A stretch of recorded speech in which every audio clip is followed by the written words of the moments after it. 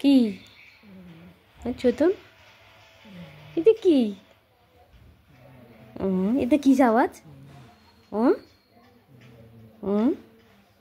আজকে রবিবারের মস্তি হচ্ছে, আমাদের রবিবারের মস্তি শুরু। নাক্কু ঠান্ডা, নাক্কু ঠান্ডা, নাক্কু। তুমি আছো কোথায়? তোমার বড় মাম্মার কোলে।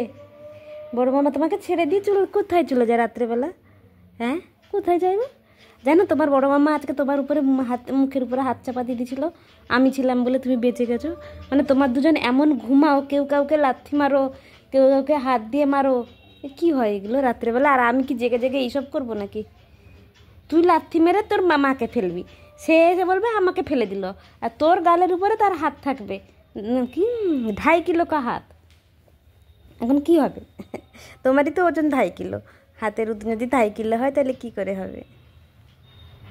আদর খাচ্ছে বাচ্চা আমার। দাদু কই? দাদু না, কলগেটে নেই, কলগেট তো নেই তোমার বাচ্চার। কেমন বসে আছে, ঝুলে আছে, ঝুলে। শীত করছে বলে এখানে কোলে এসছে, ঠান্ডা লাগছে তোমাকে? ঠান্ডা লাগু করছে? তুমি তো রাত্রেবেলা 4টের সময়, 4টে বাজে তো, হ্যাঁ, তখন তো বিছানায় বসে বসে খেয়েছো। আমি জানি, আমি দাঁড়িয়ে ঠক ঠক করে কাঁপছি বাইরে, তুমি আমার বিছানার উপরে গিয়ে বসে খেলে, আবার বিছানা থেকে খেলে আবার বিছানায় গিয়ে শুয়ে গেলে। না, তোমার এত ঠান্ডা, তোমার মা যে ঠক ঠক করে বরফের মতো কাঁপলো সেটা দেখলে না তুমি? এইরকম নির্মম হতে পারলে বাচ্চা তুমি? হ্যাঁ, নাকু ঠান্ডা হয়ে গেছে গো, চক্ষু দিয়ে জল পড়ছে। ইন্ডিয়া হেরে যেতে তার ঘুম উড়ে গেল না ঘুমিয়ে গেল?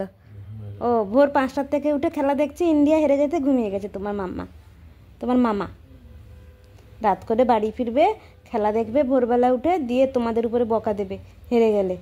এটা কি? এটা মোচকে তাও দিতে হবে। কেমন ঘুম হচ্ছে দেখ, কেমন ঘুম হচ্ছে দেখ। মোচু তাও দিতে হবে। ছোটন মামা, ছোটন কতক্ষণ এরকম ঝুলে থাকবে গো? এক তো এই সোফায় 3 জনের জায়গা নেই বছার, তারপরে তুমি এসে বসছো। কোথায় লেখা আছে তোমাকে জায়গা দিতে হবে? তাও কম্বলে, তোমার বড় মাম্মার কিছু নেই দুনিয়ায়, এত কিছু থাকার পরেও কম্বল গায়ে দিয়ে ঘুরে বেড়ায়, আর তার মাঝখানে তুমি ঢুকে গেছো। ছোটন আমার, এই ছোটনু, আমার ছোটনুকে একটু আদর করে দাও, ঘর ঘরে নিয়ে আওয়াজ আসবে। ছোটনু নাক দিয়ে জল। কি হয়েছে? না না, বেরোতে হবে না।